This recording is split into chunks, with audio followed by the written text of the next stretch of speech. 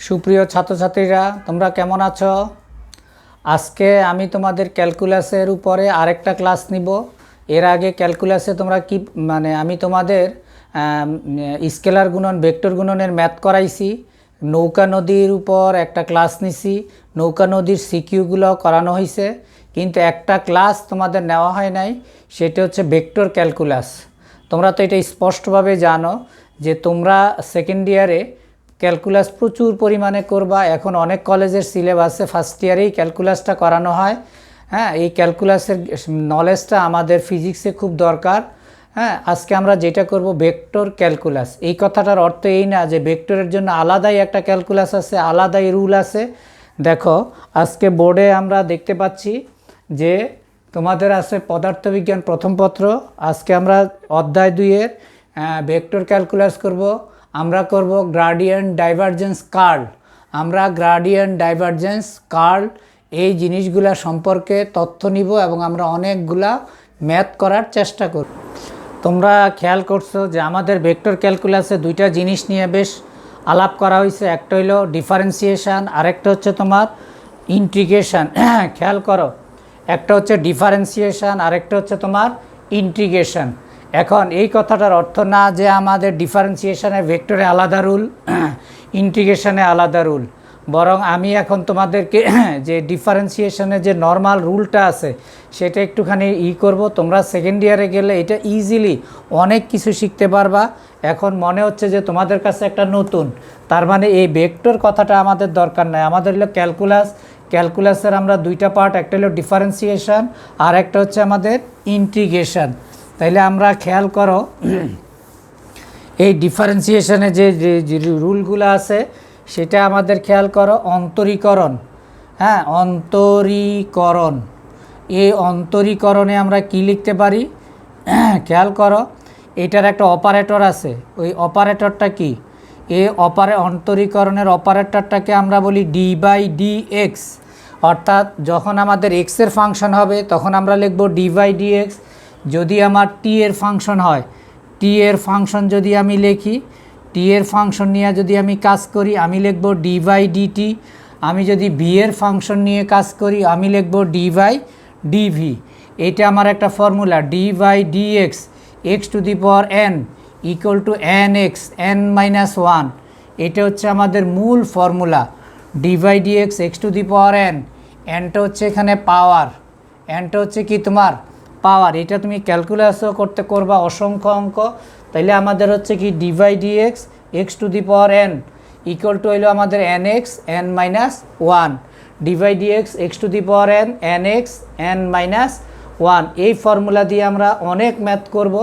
হ্যাঁ, যেমন আমি যদি একটা এক্সাম্পল এইভাবে দেই, একটা এক্সাম্পল যদি এইভাবে দেই, দেখো d/dx x⁴10।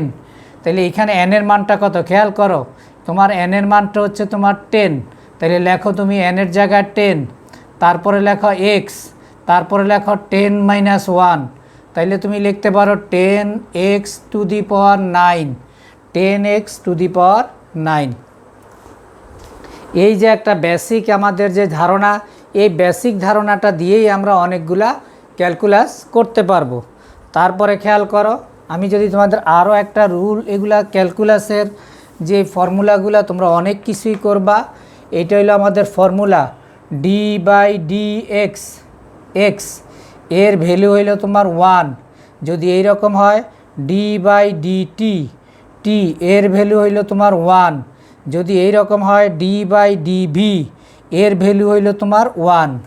যদি এই রকম হয় d/dx এনি সংখ্যা, d/dx এনি সংখ্যা, সংখ্যা মানে হইল 0। d/dx যারা c, তার মানও 0। d/dx ধরো এটা হইলো x, এটা যদি y হয়, এই ফাংশনটা যদি তোমার উল্টা হয় তাহলে হবে 0। ঠিক আছে, ফাংশনটা যদি উল্টা হয় তাহলে হবে 0। খেয়াল করো, আমরা একটা ডেফিনেশান লিখছি বোর্ডে যে কোনো স্থানের এলাকা বা অঞ্চলে, কোনো স্থানের এলাকা বা অঞ্চলের প্রতিটি বিন্দুতে যদি একটি স্কেলার রাশি, হ্যাঁ, সেই স্কেলার রাশিটাকে যদি আমি ফাই দ্বারা ডিনোট করি, স্কেলার রাশি বিদ্যমান থাকে তবে ওই অঞ্চলকে ওই রাশির আমরা কি বলি, ওই অঞ্চলকে ওই রাশির স্কেলার ক্ষেত্র বলে, ওই অঞ্চলকে ওই রাশির স্কেলার ক্ষেত্র বলে। ঠিক একই কায়দায় আমরা ভেক্টর ক্ষেত্রটাও বলতে পারি। যেমন এই পুরা ঢাকা শহরে আমাদের কলেজের জায়গাটা ধরো শাওড়া বাজার, তাপমাত্রাটা কত, সেই তাপমাত্রাটা আমরা মেজারমেন্ট করলাম। এটা হলো কোনো স্থানের এলাকা, ধরো শাওড়া বাজারে যে এলাকাটা বা অঞ্চলের ওই এই এলাকার তাপমাত্রার সাপেক্ষে ঢাকা শহরের তাপমাত্রাটা কেমন, এটাই হচ্ছে আমাদের ভেক্টর ক্ষেত্র। যদি আমরা এভাবে এটাকে ডিনোট করে থাকি, এভাবে আমরা যদি বলে থাকি, তাহলে আমরা এভাবেও কথাটা বলতে পারি। এখানে ফাইটা কি, ফাই এক্স ওয়াই জেডকে আমরা বলতে পারি যে এটি একটা স্কেলার ফাংশন, এবং ফাইটা হচ্ছে ওই অঞ্চলে একটি স্কেলার ক্ষেত্র নির্দেশ করে। ফাইটা কি, ওই অঞ্চলে একটা স্কেলার ক্ষেত্র নির্দেশ করে। যেমন ঢাকা শহরে প্রতিটি বিন্দুতে একটা তাপমাত্রা আছে না, তাহলে যে কোনো সময় এই শহরের যে কোনো বিন্দুতে তাপমাত্রা জানা যাবে। হ্যাঁ, অবশ্যই জানা যাবে। তাপমাত্রাটা কি, অবশ্যই আমরা জানি তাপমাত্রাটা হলো একটা স্কেলার রাশি। তাহলে তাপমাত্রাকে আমরা একটি স্কেলার ফাংশন এবং ঢাকা শহরের তাপমাত্রার স্কেলার ক্ষেত্র বিবেচনা করতে পারি। তাইলে আমরা কি তাপমাত্রাটাকে আমরা বলতে পারি একটা স্কেলার ফাংশন, আর পুরা ঢাকা শহরের তাপমাত্রাটাকে আমরা একটা স্কেলার ক্ষেত্র বলতে পারি। আচ্ছা সরি, আমরা এখানে লিখছি স্কেলার ভেক্টর ক্ষেত্র, এটাকে আমাদের হবে স্কেলার ক্ষেত্র।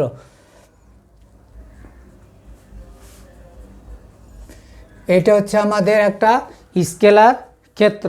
তাইলে একই কায়দায় আমরা আরেকটা ডেফিনেশন লিখতে পারি, সেটা হচ্ছে আমাদের ভেক্টর ক্ষেত্র। আরেকটা ডেফিনেশন আমরা লিখতে পারি ভেক্টর ক্ষেত্র। তাহলে নিশ্চয়ই তোমরা বুঝতে পারছো যে কোনো স্থানের এলাকা বা অঞ্চলের প্রতিটি বিন্দুতে যদি একটা স্কেলার রাশি বিদ্যমান থাকে, তবে ওই অঞ্চলকে ওই রাশির স্কেলার ক্ষেত্র বলে। খেয়াল করো, এখন আমরা আজকে লিখতেছি ভেক্টর ক্ষেত্র। দেখো ভেক্টর ক্ষেত্র কি লিখলাম, আরেকটা ডেফিনেশন লিখলাম ভেক্টর ক্ষেত্র। এটা হচ্ছে আমাদের ভেক্টর ক্ষেত্র। ভেক্টর ক্ষেত্রটা কি, দেখো আগের মতোই যে কোনো স্থানের এলাকা বা অঞ্চলের প্রতিটি বিন্দুতে যদি একটি ভেক্টর রাশি, এটাকে আমি ভি দ্বারা ডিনোট করছি, ঠিক আছে। এক বিন্দুতে যদি একটি ভেক্টর রাশি বিদ্যমান থাকে, হ্যাঁ, এলাকা প্রতিটি বিন্দুতে যদি একটি ভেক্টর রাশি বিদ্যমান থাকে, তবে ওই অঞ্চলকে ওই রাশির ভেক্টর ক্ষেত্র বলে।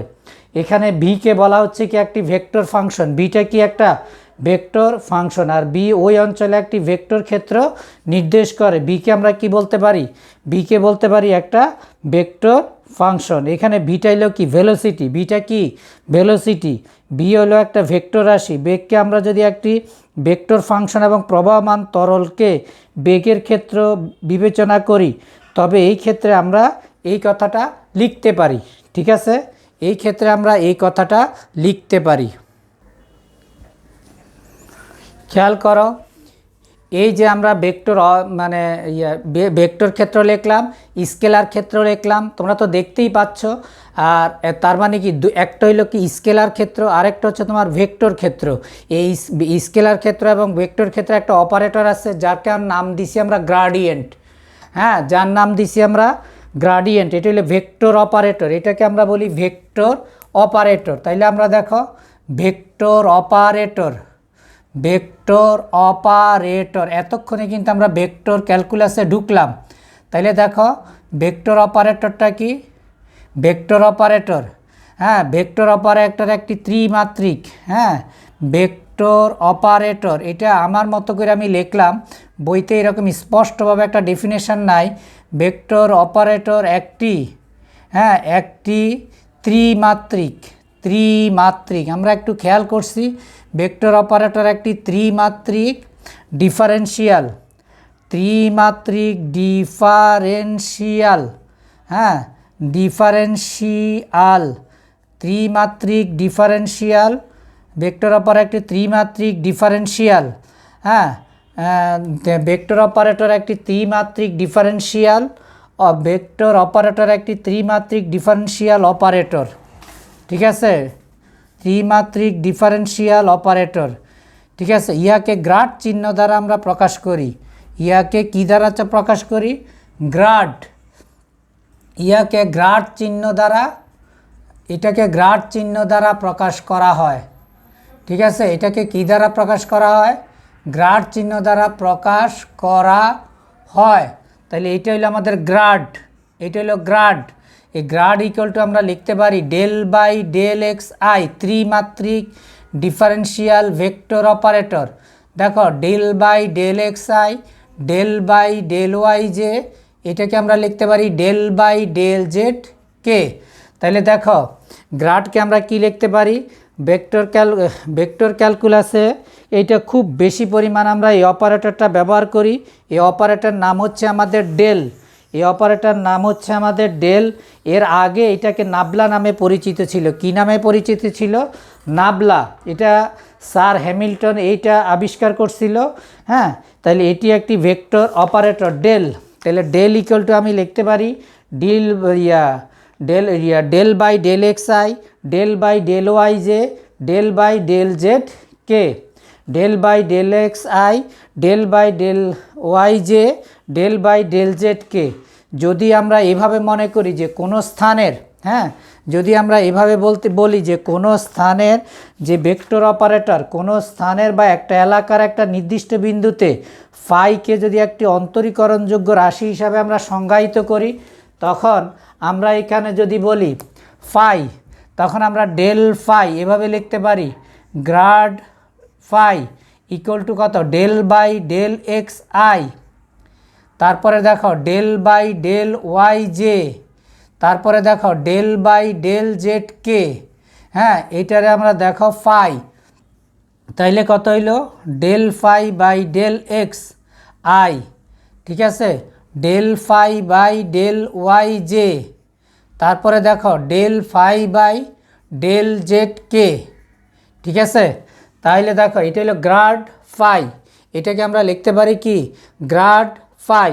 তাহলে কত? Del by del x I, del by del phi by del Y j, del phi by del Z কে। তাহলে এইটাও আমরা এখানে মুছলাম। এখন আমরা যাব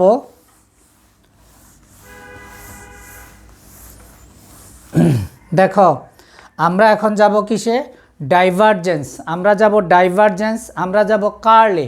ডাইভারজেন্স কার্ল অর্থাৎ ভেক্টর অপারেটরটাকে আমরা গ্রাড দ্বারা ডিনোট করছি।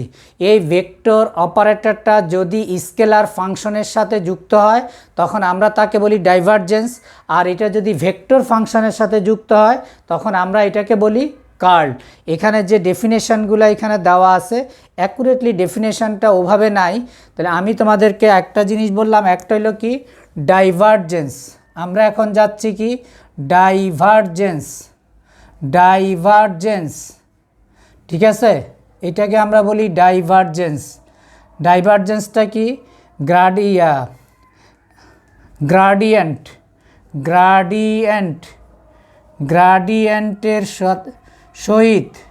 গ্রাডিয়েন্টের সহিত কোনো ভেক্টর অপারেটর, কোনো ভেক্টর স্কেলার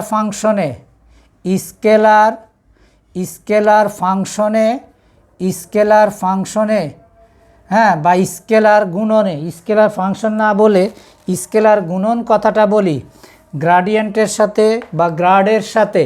হ্যাঁ, আমরা আবার দেখো গ্রাডিয়েন্টের সাথে কোনো ভেক্টরের স্কেলার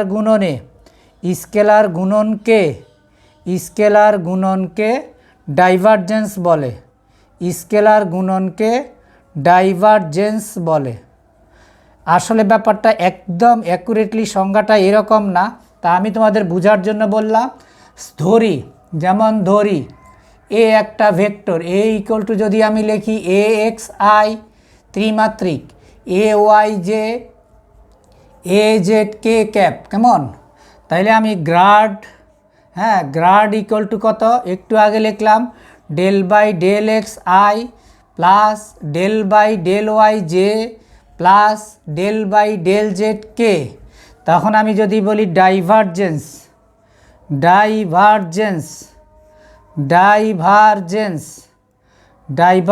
কত? ডাইভারজেন্স হইল গ্রাড ডট, হ্যাঁ, গ্রাড ডট এ, কেমন?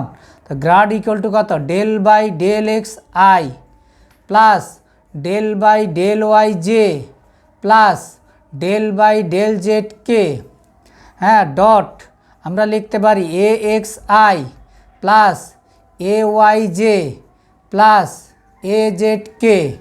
তাইলে আমরা এখন লিখতে পারি del by del x a x, del by del Y a Y, del by del Z A z. কারণ খেয়াল করো, দেখো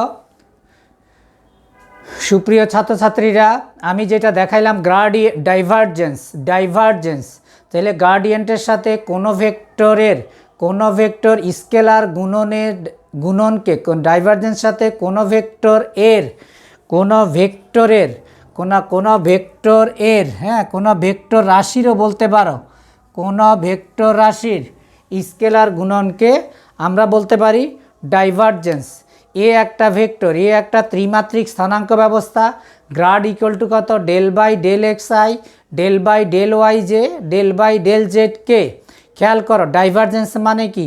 gradient dot a dot multiplication or scalar multiplication, dot multiplication or scalar মাল্টিপ্লিকেশনটাই হচ্ছে গ্রাডিয়েন্টের সাথে। খেয়াল করো, গ্রাডিয়েন্টের সাথে, গ্রাডের সাথে, কেমন? গ্রাডিয়েন্টের সাথে খেয়াল করো, গ্রাডিয়েন্ট, হ্যাঁ, গ্রাডিয়েন্ট বা গ্রাডের সাথে স্কেলার মাল্টিপ্লিকেশনটাকে আমরা কি বলতেছি? ডাইভারজেন্স। কি বলতেছি? ডাইভারজেন্স। আর এই গ্রাডিয়েন্টের সাথে আমাদের ভেক্টর মাল্টিপ্লিকেশনটাকে আমরা বলতেছি কার্ল। গ্রাডিয়েন্টের সাথে ভেক্টর মাল্টিপ্লিকেশনটাকে আমরা বলতেছি কার্ল। খেয়াল করো তুমি, এখানে গ্রাড ইকুয়াল টু আমি কি লিখতেছি? Del by del x I, del by del Y j, del by del Z k. খেয়াল করো, আর এ ইকুয়াল টু আমরা ধরে নিছি থ্রি ডাইমেনশনাল অবস্থান vector a x i, a y j, a z k. দেখো i dot i 1, j dot j 1, k dot k 1, তাইলে কত হইল? Del by del x x, del by del Y a Y, del by del Z A Z. তাইলে আমরা কি একটা মানে normal ডিফারেন্সিয়েশনটাই আমরা এখন করলাম। এখন যদি আমি তোমাদের একটা ম্যাথ দেখাইলে তোমাদের জিনিসটা আরও ক্লিয়ার হয়ে যাবে। সাপোজ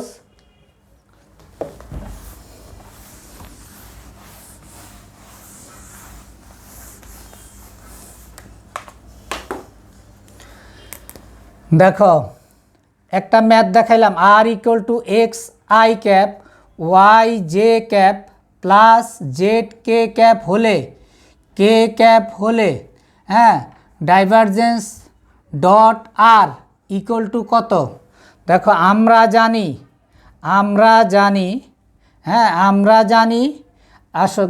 জানি গ্রাড ইকুয়াল টু কত?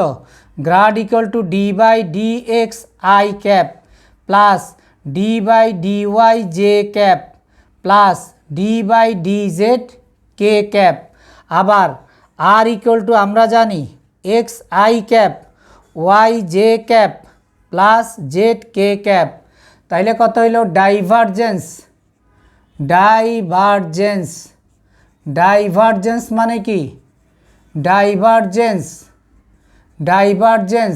গ্রাড ডট আর। তাহলে গ্রাড মানে কি? D by D x i cap, d by D y j cap, d by d z k cap. ঠিক আছে, ডট কত? আর ইকুয়াল টু কত? X i plus y j plus z কে। তাহলে খেয়াল করো, আই ডট আই কত তোমার? 1, x B x, তাহলে করো d by D x x. তারপরে দেখো a y b y plus D by D Y y plus D by d z z. তাহলে কত হইলো তোমার? 1 প্লাস 1 প্লাস 1 ইকুয়াল টু 3। এটা আমাদের সূত্র D by D x X এর মান হইল 1, D by D Y Y এর মান হইল 1। এই সূত্র বসায় দিলাম। খেয়াল করো, আমি নিশ্চয়ই তোমাদের ক্লিয়ারলি বুঝাইতে পারছি যে হোয়াট ইজ গ্রাডিয়েন্ট, হ্যাঁ, what is gradient, what is divergence. তাহলে গ্রাডিয়েন্টটা কিছুই না, গ্রাডিয়েন্টটা হলো ত্রিমাত্রিক ডিফারেন্সিয়াল ভেক্টর অপারেটর। গ্রাডিয়েন্টটা কি? ত্রিমাত্রিক ডিফারেন্সিয়াল ভেক্টর অপারেটর। আর ডাইভারজেন্সটা হচ্ছে কি? এই গ্রাডের সাথে যে কোনো ভেক্টরের স্কেলার ফাংশনের মাল্টিপ্লিকেশান। এখন আমরা যাচ্ছি, তাইলে নিশ্চয়ই অঙ্কটা তোমরা বুঝতে পারছো। এখন আমরা যাচ্ছি কার্লে, কার্ল। এখন আমরা যাচ্ছি কার্ল। কার্লটা কি খেয়াল করো, নিশ্চয় অঙ্কটা তোমরা বুঝছো যে আমরা এই একটা ম্যাথ দ্বারা ডাইভারজেন্সটা ক্লিয়ার করার চেষ্টা করছি। কেমন?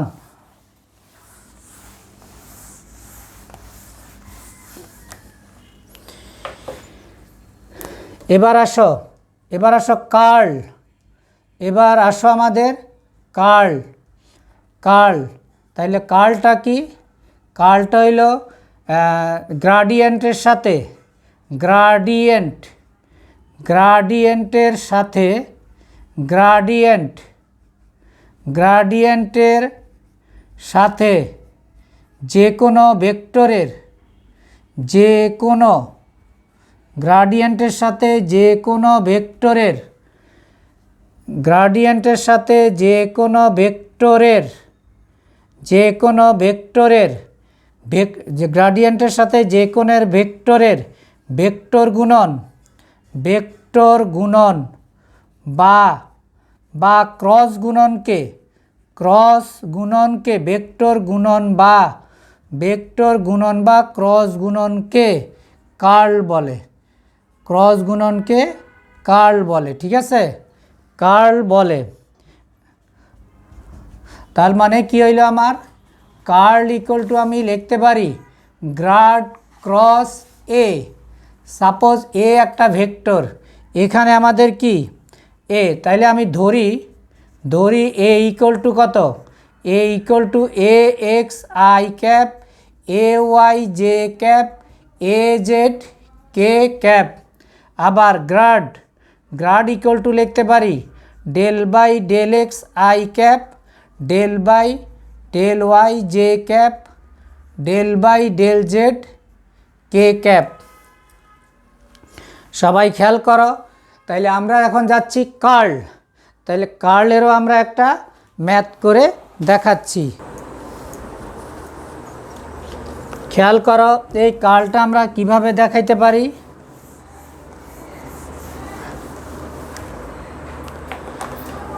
দেখো, এটা হইলো আমাদের গ্রাড ক্রস এ, গ্রাড ক্রস এ। তাইলে কি হইল তোমার? I cap, j cap, k cap. গ্রাডের পর গ্রাড মানে কি?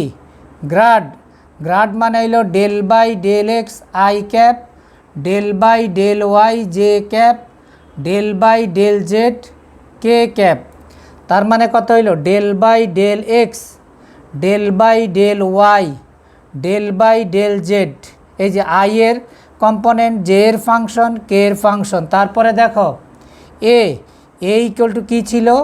এ x i, a y j, a z k, a z k. তাইলে লেখো a x, A y, a Z.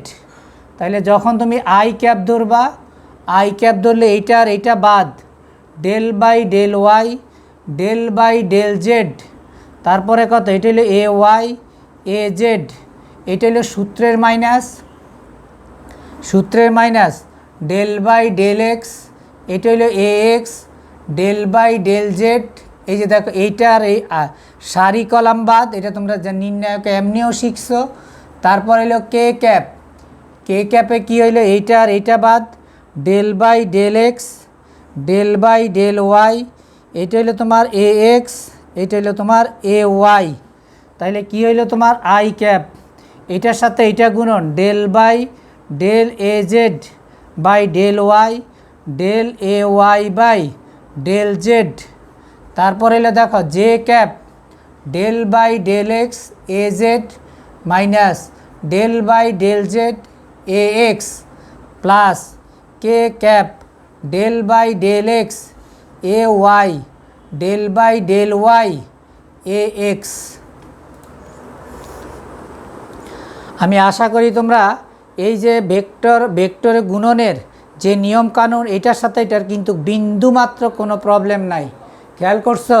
এটার মধ্যে বিন্দুমাত্র কোনো প্রবলেম নাই। এখন আমি একটা ম্যাথ করাবো। এই ম্যাথের মাধ্যমে আমি আশা করতেছি যে তোমরা ম্যাক্সিমাম যে অঙ্কটা বোঝো নাই বা অন্য কোনো নিয়ম থাকলেও বা কোনো কনফিউশন থাকলেও সেই কনফিউশনটা দূর হয়ে যাবে। ঠিক আছে?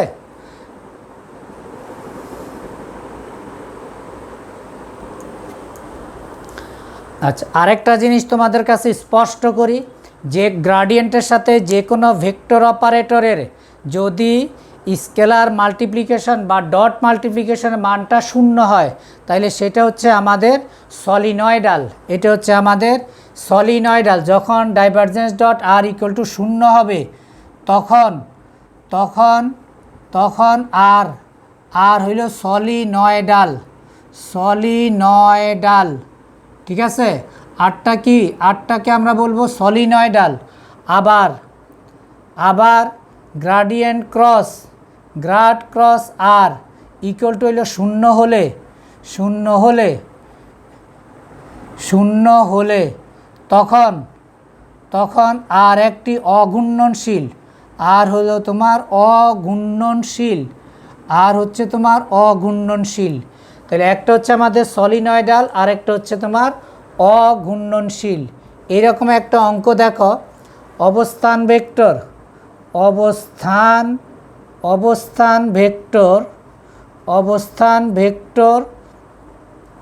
আর equal to 2i cap 3j cap 2k cap হলে দেখাও যে আর একটি সলিনয়েডাল, ঠিক আছে? আর একটি সলিনয়েডাল। তাহলে আমরা লিখলাম কি? Grad dot r. তাহলে দেখো d by d x i plus D by d y j plus D by d z k, ঠিক আছে? ডট আর। আর এর পরিবর্তে আমরা কি লিখতে পারি? আর এর পরিবর্তে 2i cap 3j cap 2k cap. তাইলে দেখো আই ডট আই কত? 1। তাইলে কত হইল? D by D X 2 plus D by D Y 3। তারপরে দেখো ডি বাই ডিজেড কত? 2। তাইলে কত? সংখ্যা মানে হইল 0। তার মানে কি? আর একটি